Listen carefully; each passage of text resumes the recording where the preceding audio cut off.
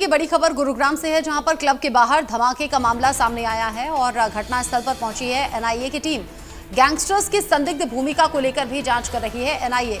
बम फेंकने वाले एक आरोपी को गिरफ्तार कर चुकी है एसटीएफ की टीम। ऐसे में उससे पूछताछ भी हुई।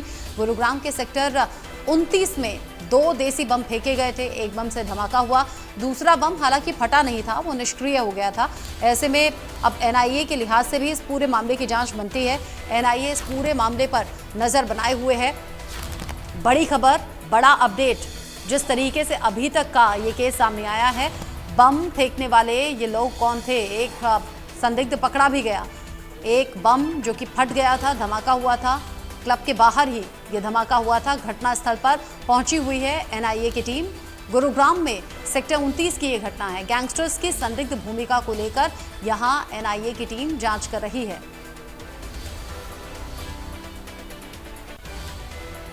गुरुग्राम के सेक्टर 29 में एक घटना सामने आई, जहां पर क्लब के बाहर 2 लोग आते हैं, बम फेंकते हैं और 2 बम फेंके गए, जिसमें एक फटा, एक डिफ्यूज हो गया। गोहित कौशिक इस खबर को लेकर ज्यादा अपडेट के साथ जुड़ गए हैं, इंडिया न्यूज संवाददाता। गोहित, जो एक आरोपी पकड़ा गया था, क्या उसने कोई जानकारी दी है? क्या उसमें कुछ ऐसा संदिग्ध है जिसमें एनआईए की टीम को शामिल होना पड़ा जांच में? जी, अगर बात करें जिस आरोपी को पकड़ा गया है तो कहीं ना कहीं अभी उससे पुलिस पूछताछ यहाँ पर करती हुई नजर आ रही है। हालांकि आप तस्वीरें देखेंगे तो यहाँ पर अभी जो पुलिस बल है वो भी तैनात कर दिया गया है। और जो क्लब था ये ह्यूमन नाम का क्लब था। हालांकि जो आरोपी थे वो टॉय बॉक्स में बम जो था उन्होंने फेंकने की कोशिश की थी, लेकिन कहीं ना कहीं जो युवक था जिसने बम फेंका वो नशे की हालत में था, तो उसने जो बम था वो क्लब के अंदर दागने की कोशिश की, पर लेकिन वो बम जो है वो इस बोर्ड से टकराकर एकदम से जमीन पे गिरा। जहां एक स्कूटी खड़ी थी वो भी पूरी तरीके से क्षतिग्रस्त हो गई। बोर्ड की आप हालत देख सकते हैं किस तरीके से जो बोर्ड है वो जल चुका है। हालांकि पुलिस बल भी मौके पर मौजूद है, वो लगातार पुलिस के द्वारा जांच की जा रही है।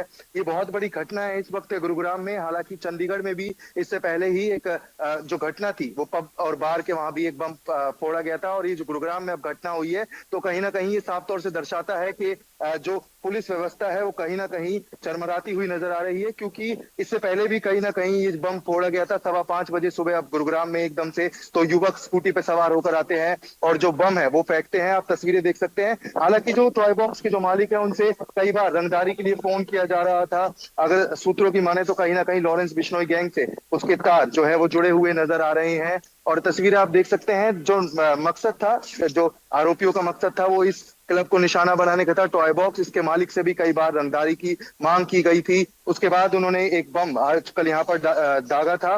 देसी बम वो था जिसको सूतली बम के नाम से भी जाना जाता है, वो बम था, वो उन्होंने दागा था। उसके बाद जो जो दूसरा बम था वो दूसरा बम आगे जाकर इस स्पॉट पे वो दूसरा बम यहाँ पर दागा गया। आप देख सकते हैं तस्वीरें। जो पुलिस ने यहाँ पर क्राइम सीन की भी जो पट्टियां हैं वो यहाँ पर पुलिस द्वारा लगाई गई है। दूसरा बम यहाँ पर दागा गया था, जिसके बाद जो पुलिस यहाँ पर तैनात थी उस वक्त जो यहाँ पर मुआयना कर रही थी, उन्होंने कहीं ना कहीं उस आरोपी को पकड़ा। ये तस्वीरें आपको लाइव इस वक्त दिखा रहे हैं कि किस तरीके से जो दूसरा बम वहां दागा गया और उस दूसरे बम को डिफ्यूज पुलिस द्वारा किया गया। ये बहुत बड़ी घटना इस वक्त गुरुग्राम से सामने आ रही है। आप देख सकते हैं ये जो दूसरा बम था वो वहां दागा गया।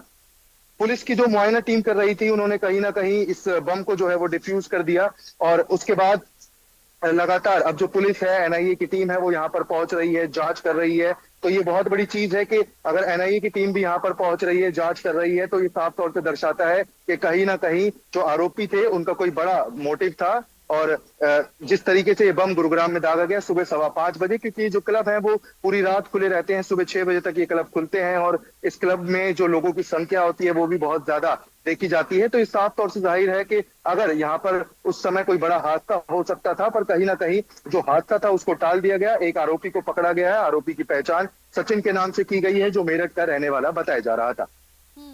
जिस तरीके से आपने बताया कि यहाँ मेरठ का रहने वाला एक आरोपी पकड़ा गया, गुरुग्राम के क्लब के बाहर ये धमाके की घटना सामने आई। हाँ, अगर इसके चपेट में कोई आता तो बड़ी घटना घट सकती थी। पुलिस ने दूसरे बम को डिफ्यूज कर दिया। आपने बताया गोहित कि नशे में ये 2 आरोपी थे जो स्कूटी से आए और उन्होंने बम फेंका, यानी कि यहाँ पर बम ब्लास्ट की इनकी कोशिश रही। एक फट भी गया, दूसरा नहीं फटा। क्या नशे में होना क्या इस बात का लाइसेंस देता है कि कोई कहीं पर बम फेंक दे? और सबसे बड़ी बात ये, बॉम्ब था इनके पास तभी तो फेंका। बिल्कुल, अगर बात करें कि दोनों आरोपी जो थे वो नशे में थे, उनमें से एक आरोपी को धर दबोचा गया है। हालांकि पुलिस अभी जांच कर रही है और जिस आरोपी को पकड़ा गया है उसके पास 2 अन्य बम और थे, उसके पास से 2 अन्य बम और बरामद किए गए हैं और कहीं ना कहीं अभी जो शुरुआती जांच में आ रहा है कि वेपन भी आरोपी के पास था, जिसकी जो पुलिस है फिलहाल जांच में जुटी हुई है। लगातार यहाँ पर पुलिस के बल, यहाँ पर पुलिस टीम पहुंच रही है, खुद एसीपी क्राइम भी यहाँ पर पहुंचे, उन्होंने पूरे जगह का मुआयना किया।